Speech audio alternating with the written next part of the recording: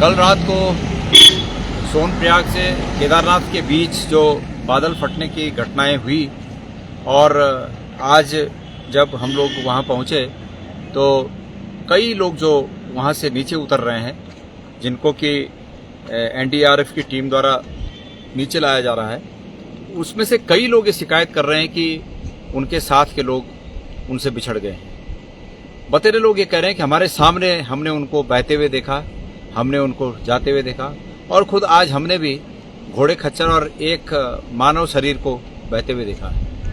मैं समझता हूं कि हताहतों की संख्या काफी अधिक हो सकती है। कदम कदम पर लोग ऐसी शिकायतें कर रहे हैं कि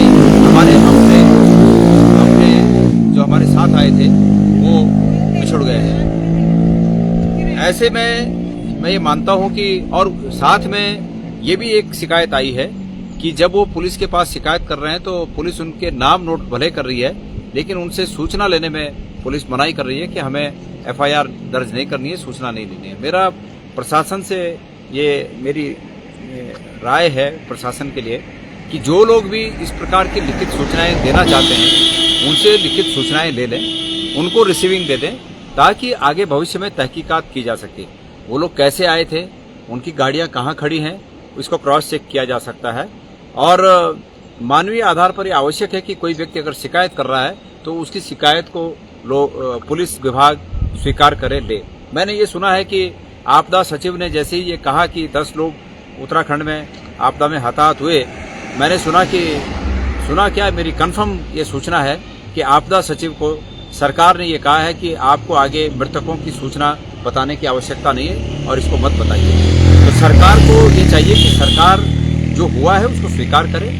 सरकार राहत के कार्यों में एनडीआरएफ आज लगा है, एसडीआरएफ लगा है, इसको और आगे बढ़ाइए, इसको और मजबूत करिए और एसडीआरएफ और एनडीआरएफ के लोगों को वहां भेजिए। सरकार इसका प्रयास करे, छुपाने का प्रयास न करे। छुपाने से कोई हित नहीं होने वाला है। और हम सब इस मौके पर सरकार के साथ रचनात्मक विपक्ष की भूमिका में है।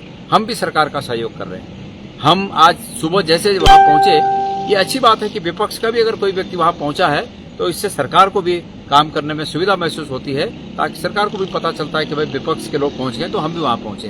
तो हमारा रचनात्मक रूप में पूरी तरह सरकार को सहयोग है। ये कोई सरकार की अकेले की प्रतिष्ठा की बात नहीं है, संपूर्ण उत्तराखंड के प्रतिष्ठा की बात है। और ये संदेश जाना चाहिए कि उत्तराखंड में सभी लोगों ने आपदा के समय एक होकर काम किया और जो आपदा में प्रभावित लोग हैं उन आपदा में प्रभावित लोगों को बचाने का काम किया। ये हम सब का काम है। मैं निजी रूप में अगले 2 दिन, कल और परसों के लिए, ये मैं निजी कैपेसिटी में इस बात को कह रहा हूँ कि निजी रूप में मैं अगले कल और परसों जो हमारे राजनीतिक कार्य हैं उन राजनीतिक कार्यों से अपने को बिल्कुल अलग कर रहा हूँ। कोई राजनीतिक कार्य मैं नहीं करूँगा और ये कोशिश करूँगा कि हमारे नेता राहुल गांधी जी ने जो हमें ये संदेश दिया है कि आप लोग जो पीड़ित लोग हैं उन पीड़ित लोगों की मदद करें, हम ये पूरा समय उनकी मदद में लगाएंगे। तो मेरा सरकार से ये आग्रह है कि सरकार पुलिस को आदेश दे कि जो भी लोग ये सूचना लिखित रूप में देना चाहते हैं उस सूचना को स्वीकार करें, उनको रिसीविंग दें और तहकीकात करें कि जो उनसे बिछड़े हुए लोग हैं वो कैसे उन्हें मिल सकते हैं या उनके बारे में कोई सूचना जुटाई जा सकती है। सरकार इसकी कोशिश करे। कांग्रेस की केदारनाथ प्रतिष्ठा बचाओ पदयात्रा के संबंध में भारतीय जनता पार्टी के कुछ नेताओं के बयान आए हैं, जिनमें आशा नौटियाल और अन्य शामिल हैं। आशा नौटियाल जी का ये कहना है कि ये जो आपदा आई है, यह आपदा भगवान केदार नहीं चाहते थे कि कांग्रेस की यात्रा वहां तक पहुंचे, ये उनका कथन है। मैं आशा नौटियाल जी को कुछ बातें कहना चाहता हूं। आशा नौटियाल जी केदारनाथ की पूर्व में विधायक भी रही हैं और आशा नौटियाल जी से इस प्रकार की हल्की बात करने की मैं उम्मीद नहीं करता हूं, लेकिन फिर भी उन्होंने कहा है। तो आशा नौटियाल जी, आपकी इस बात से ये प्रतीत होता है कि आप केदारनाथ धाम को दिल्ली में स्थापित किए जाने के लिए और उस केदारनाथ धाम को दिल्ली में स्थापित किए जाने के लिए आपके नेताओं के योगदान को, उसका आप बचाव कर रही हैं। यह जो आप बचाव कर रही हैं, इसको आने वाले समय में निश्चित रूप में केदारनाथ की जनता जो देख रही है उसका परिणाम आपको देगी। आपका यह कथन इस संबंध में इस समय जबकि आपदा केदारनाथ में जो दुर्भाग्यपूर्ण तरीके से आपदा आई, मुझे लगता है कि काफ़ी लोगों ने उसमें अपनी जान गंवाई। इस समय भी आपकी सरकार उन चीज़ों को छुपाने में लगी हुई है, लेकिन कदम कदम पर ऐसे लोग वहाँ मिल रहे हैं जो ये कह रहे हैं कि हमारे अपने बिछुड़ गए और उनका जीवन लगता नहीं कि वो जीवित हैं।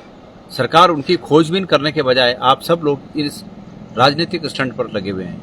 कांग्रेस पार्टी ने जवाबदेही स्वीकार करते हुए हमारे नेता राहुल गांधी जी ने ये कहा कि बचाव का कार्य महत्वपूर्ण है और बचाव के कार्य में कोई अड़चन न आए। कांग्रेस पार्टी ने फिलहाल अपनी यात्रा स्थगित कर दी है।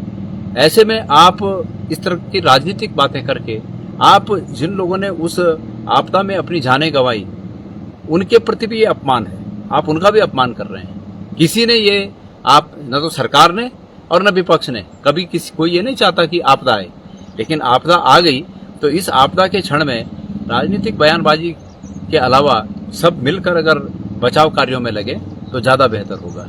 बहरहाल मैं उम्मीद करता हूं कि सरकार बचाव के कार्य में और तेजी लाएगी।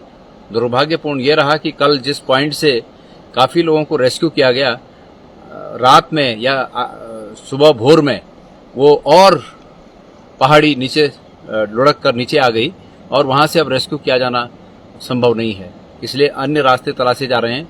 हमारे केदारनाथ के पूर्व विधायक जिस प्रकार से दूसरी तरफ से जो पुराने रास्ते थे उन दूसरी तरह से जो लोगों को रेस्क्यू करने में लगे हुए हैं, मैं उम्मीद करता हूं कि भारतीय जनता पार्टी के नेता भी इस काम में लगे, लोगों को रेस्क्यू करें।